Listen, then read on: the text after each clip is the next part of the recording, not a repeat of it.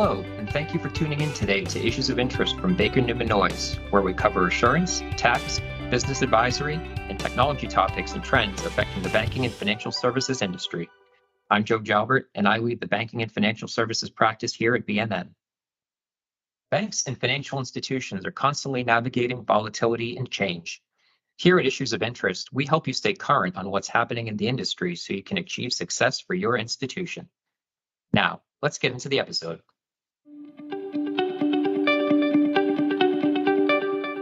Hi, everyone. Thanks for joining us for Issues of Interest, BNN's podcast for the banking and financial services industry. I'm your host today, Zach Porter, a senior manager on the information systems and risk assurance team here at BNN, and I am joined here today with Pat Morin.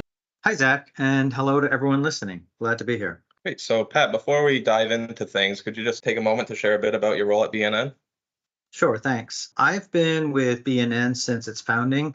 Not sure I'm glad to say, but nearly 30 years ago, and I lead the information and risk assurance practice here. We work with quite a range of clients ranging from 5-person startups to global corporations. They include third-party administrators, financial institutions, managed service providers, and cloud software providers. Much of what we do is we evaluate IT and system controls as well as third-party risks related to those companies in order to provide assurance to their clients, our clients, and other third parties, which could include prospective customers of theirs and regulators. We provide our services through the delivery of IT controls testing, SOC report examinations, and a variety of risk assessments. Also, as part of our services, we can also advise clients as they prepare for any of those services, including SOC reports and other audits. Great. I'm excited to be here speaking with you today, Pat. So today we're here to talk about third-party vendor management. To get us started, could you just talk a bit about the types of third-party relationships that might be applicable to banks or financial institutions? Sure. So I spent some time thinking about this before this podcast, and there's actually quite a list of what would be considered third-party providers that financial institutions may use. So it could be straight up outsourced service providers. That could include the core banking system and maybe some other integrated client service software providers. Banks have a great history of using independent consultants such as actuaries. And I'm sure it's a favorite on everyone's list today, those that are providing support for the recently implemented CECL or current expected credit loss calculations for the latest loan loss disclosures. They could also include merchant and other third-party payment processing providers or services provided by affiliates and subsidiaries, including third-party hosting. So if they're using a website provider or any other kind of third party to supplement their business process. And actually, what's become popular for the last several years is joint ventures with organizations such as fintech providers. Great. And what would be some of the reasons banks or financial institutions use those third parties? One of the biggest reasons third parties are used is to either support specialty services or in many cases, in particular recently, to fill out gaps in skill spaces that organizations can't get, and particularly in high-risk areas like cybersecurity and technology. They might also be to help supplement the organizational issues and can bring clarity to the financial institution's process, streamline. There are a number of third parties that provide workflow tools so financial institutions can help streamline their loan decisioning process or even customer resourcing. When I mentioned fintechs a second ago, one of the reasons you might want to work with a third party is time to market. The pace of change in the market today is very fast, and so working with third parties such as fintechs, financial institutions can more quickly offer emerging services to their customers. Some other examples of why they might outsourcing your entire core processing system offloads all of the need to support the banking software and the related technology updates and all that. Also, they might outsource to tools like Salesforce to help create a framework around their customer relationship management. And what's really becoming common is to outsource things like first line and second line support for help desk, where the first and second level support are outsourced to a third party provider. And so then the financial institution need only keep resources on staff for the more technical and challenging issues. We also see a significant amount of outsourced information security and cybersecurity management functions to be better prepared to manage the associated risk by really strong qualified third parties. And again, it offloads the need for the financial institutions to keep their own in-house staff up to speed on this wide range of issues. Yeah, I would say probably with the banks that I've worked closely with over the last several years, probably the biggest shift is moving the core processing system to the cloud. The on-site data center and infrastructure cost is definitely a thing of the past. We have a few clients that still have the core hosted on site, but I would say the wide majority have since shifted to a cloud model. And those providers also recognize the value they provide to the financial institutions. And it's worth financial institutions to meet with them regularly, and we'll talk about that in a minute, to understand what else they can offer to expand on the services they offer. Because as we'll talk about in a minute, monitoring your third-party providers is an entirely separate exercise. And if you can streamline that set, it makes that process a bit easier. Right. So that's a good segue to this. So thinking about the scope of the wide range of third parties you just mentioned, which ones should be monitored? Are there different risks among the different types of providers? Yeah, Zach, that's a great question. Even with our largest clients, I've yet to find one that has unlimited resources. What the reality is you can't cover everything. So what the first step is to first understand which providers have access to customer data, which third-party providers are key to your ability to operate because you rely on them so heavily, and then to basically evaluate them through a formal process. That's often accomplished through an enterprise-wide vendor risk assessment. There are a variety of frameworks, and the framework can provide help in determining what should be evaluated, when should they be evaluated, and how to monitor those third parties. The goal is really to assess the vendor's ability to manage and mitigate both operational and IT and or cyber risk. And then do they have methodologies in place to remediate those vulnerabilities if they do come up, and then to protect its own and all of its partners' information and systems from operational and cyber threats. Something else to consider is to consider the vendor's resilience and sustainability. Do they have a good business continuity plan, or do they have contingency plans in place so that if there were some interruption in their service offering or their business, they could provide ongoing support or the service? The evaluation that we just talked about should involve participation from the leadership of your financial institution's various functional areas, because everyone has different priorities and expectations. And if you don't look at it on an enterprise-wide basis like this, you might miss something. So each of those functional leaders can cite the areas that are of greatest importance and concern for their particular area. I should note that last year, I think it was in June, the FDIC issued a more specific set of guidance for what financial institutions should be doing when they're evaluating third parties. So, Zach, our listeners can check our show notes for this podcast if they want to find a link to that article. Great. One of the highlighted areas of focus in the guidance is to ensure that the financial institution understands who is being given access to sensitive information. It's really important to understand where the data is being stored to ensure the relevant responsibilities are understood, such as who must protect the data, who will manage and access what is granted access to, and who will monitor it. Many times I've helped organizations looking at contracts for third parties, and those aren't clearly defined, and making sure it's understood who has that responsibility and control would certainly help in being able to properly monitor those third parties. Yeah, that's a great point. The first thing that comes to mind there is the financial institution that you and I both work with that has the very, very extensive contract with many requirements, and they are very specific in terms of where the data is stored, particularly offshore. So we have to be aware of what providers we are using to support the engagement that we perform for them. That's a great point. Another client that you and I share, we have helped them evaluate who has access to each of the third provider systems. And we were both surprised when their spreadsheet had over 100 tabs of all the different institutions and providers they're connected with. So that really gives and this is a small institution, really stresses the importance of having a clear and formal process to doubt who all those are and to manage that. Absolutely. So thinking about the overall risk management process and being able to do that evaluation that you just spoke to, how can institutions help ensure that their third-party vendors provide them the necessary information that they need to do that evaluation?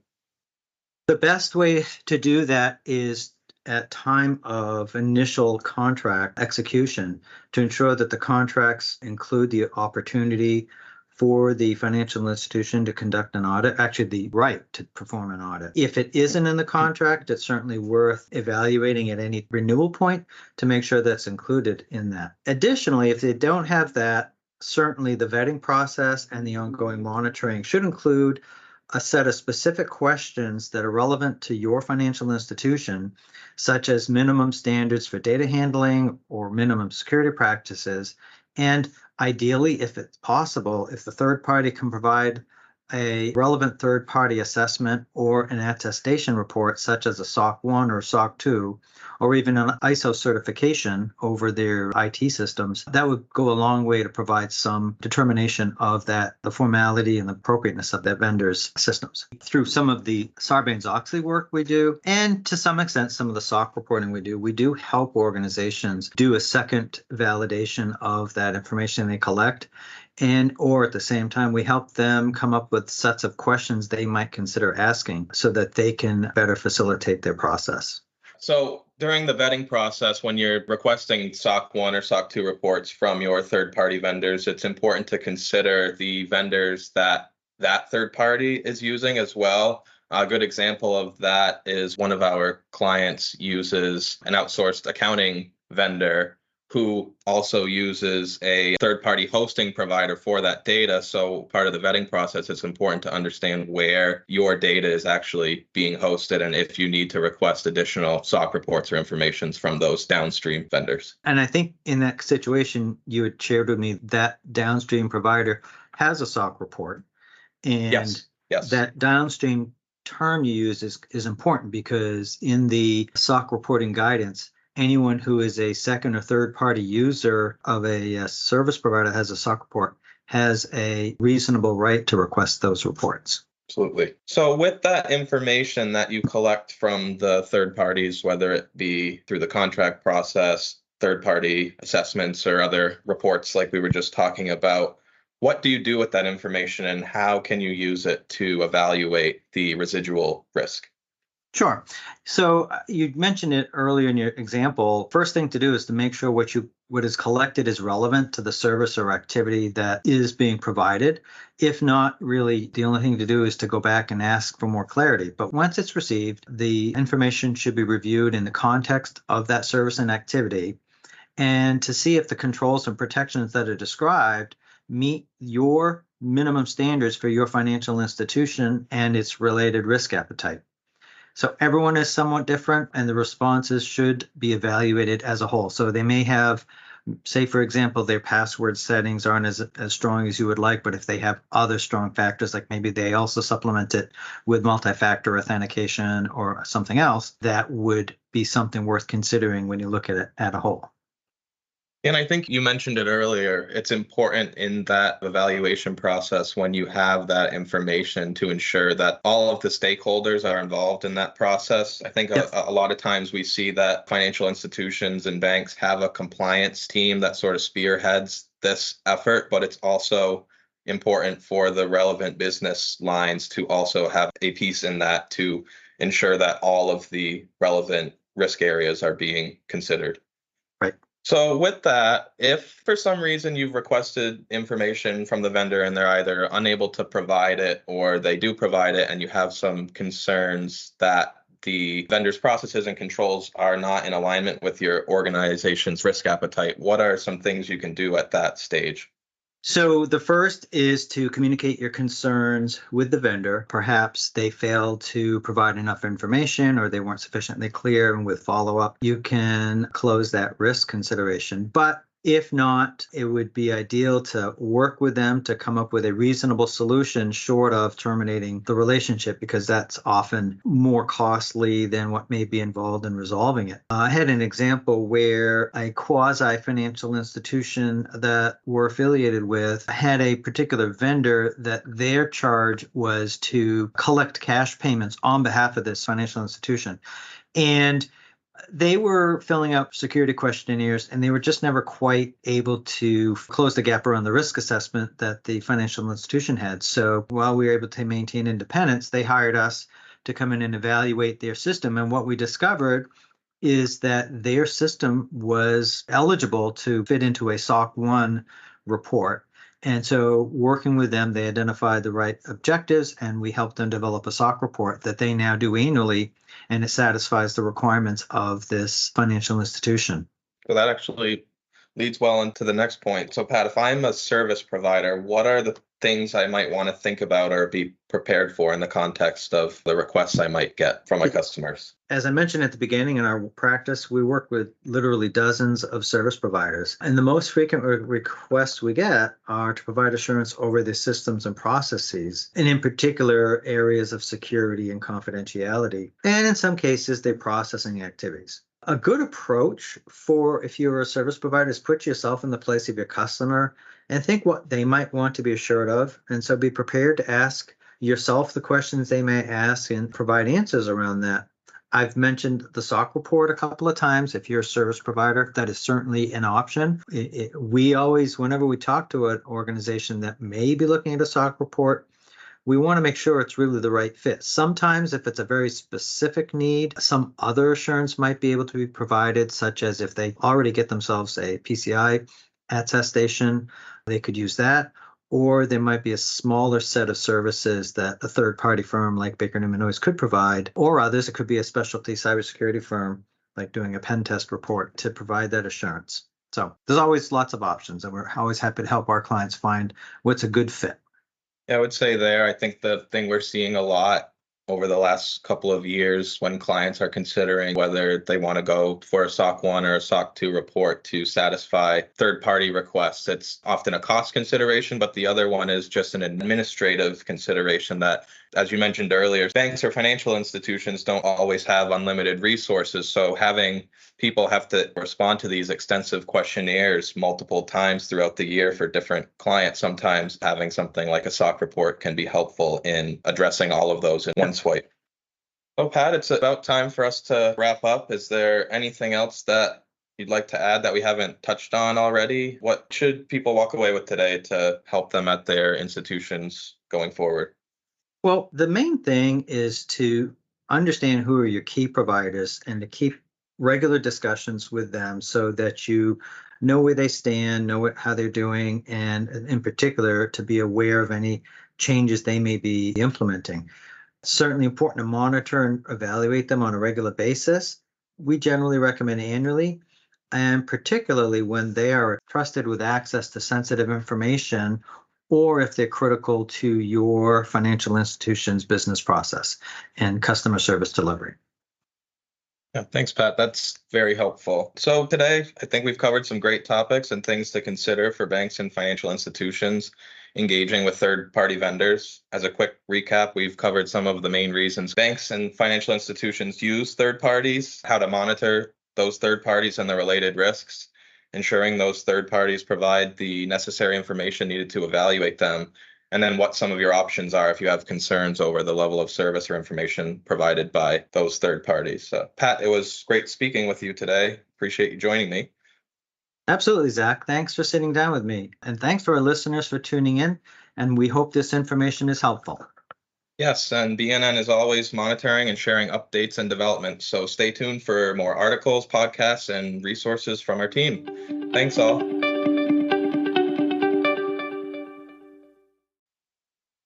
Thank you for listening to Issues of Interest from Baker Newman Noyes. The BNN banking team thrives on solving complex business challenges and helping institutions meet their goals. You can find more of our industry content and subscribe to our newsletter at bnncpa.com. If you'd like to connect with a member of our team, email info@bnncpa.com. Bye now.